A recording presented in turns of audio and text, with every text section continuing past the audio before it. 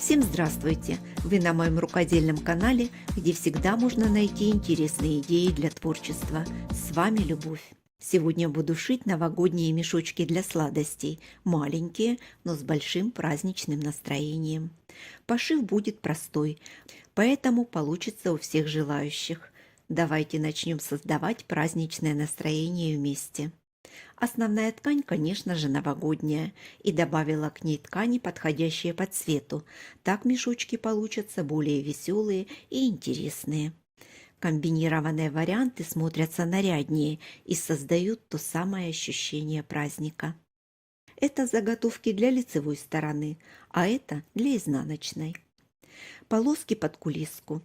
Основная часть мешочка. Для дна одна деталь, и я ее проклеила флизелином. И для подкладки две одинаковые детали. Начну с подкладки. Складываю детали лицом к лицу и соединяю. В серединке оставлю отверстие для выворачивания. Проложила строчку и по краям поставила закрепки. Теперь соберу лицевую сторону изделия. Поочередно сшиваю все детали. Припуски на ширину лапки. Длину стежка взяла небольшую, 2,5 мм. По краям ставлю закрепки. Все припуски заутюживаю на сторону основной ткани. Процесс глажки никогда не пропускаю. Под паром ткань выравнивается, строчки становятся на свои места, и изделие получается намного аккуратнее. Если на ткани есть направление рисунка, это нужно учесть сразу. Подготовленные детали складываю лицом к лицу, соединяю срезы и фиксирую булавками. С другой стороны все аналогично. Проложу строчку. Припуски заутюжу на сторону подкладки. Это важно.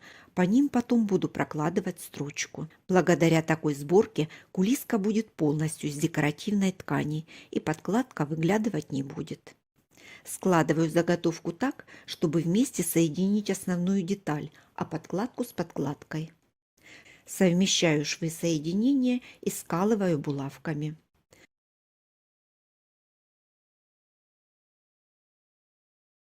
От шва притачивания кулиски отложу 1,5 см и проведу контрольную линию. Шов прокладываю от края подкладки до контрольной линии. Ставлю закрепку. Отрезаю.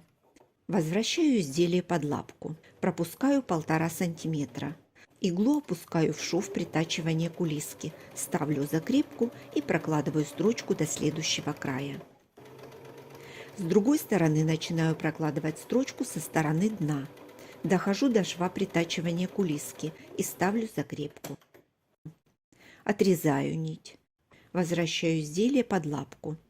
Пропускаю 1,5 см и опускаю иглу в контрольную линию. Закрепка, и дальше прокладываю строчку до самого края.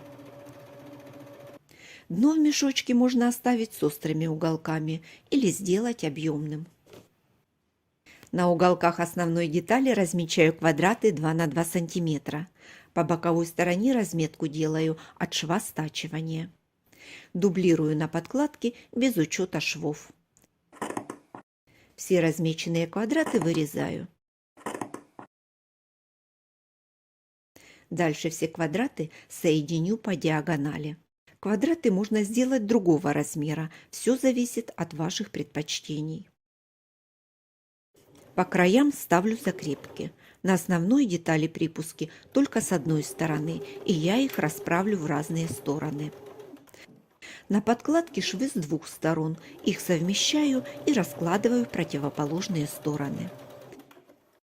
Боковая сторона у мешочка получилась 5 см. Отверстие оставила небольшое. Через него выверну заготовку на лицевую сторону. Сразу выправлю уголки на основной детали и затем на подкладке.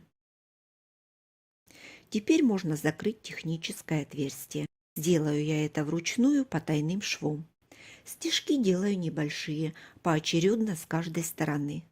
В конце закрепка и спрячу нить между слоями ткани. Подкладку сразу проутюжила и вставлю внутрь основной детали. Совмещу уголки подкладки с основной. Расправлю кулиску и можно идти на утюг. Сформирую дно, чтобы мешочек стоял и хорошо держал форму. Затем заутюжу кулиску. Это была последняя влажно-тепловая обработка.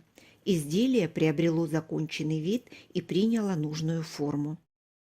От шва притачивания кулиски отложу 1,5 сантиметра. Определю место, куда вставить завязки. Размер может быть больше или меньше. Все зависит от ширины завязок. Чтобы облегчить процесс шитья, сниму рукавную платформу.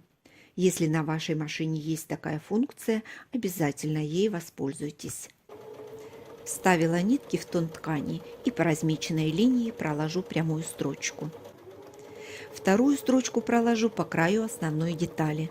Она закрепит припуски, которые я предусмотрительно заутюжила, и внутри завязки будут двигаться свободно. Помните, при стачивании деталей я оставляла свободными 1,5 сантиметра. Это будет вход для завязок. Завязки сделаю из атласной ленты.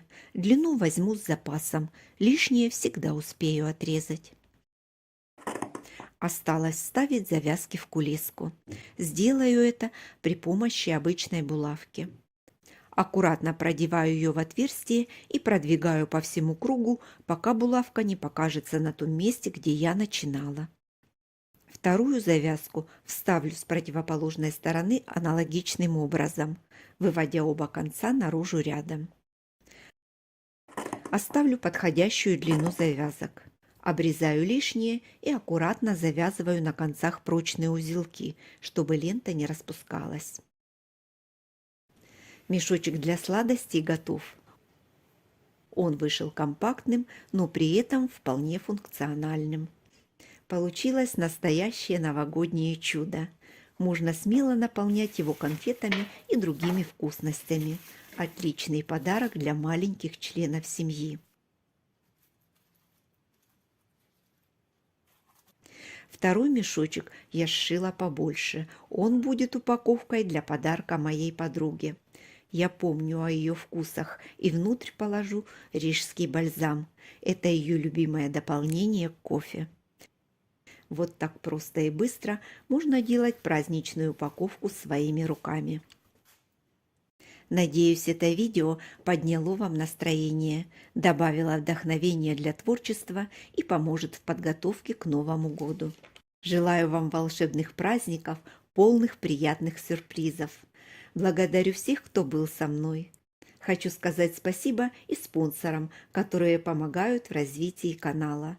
А я на этом с вами прощаюсь. До новых рукодельных встреч!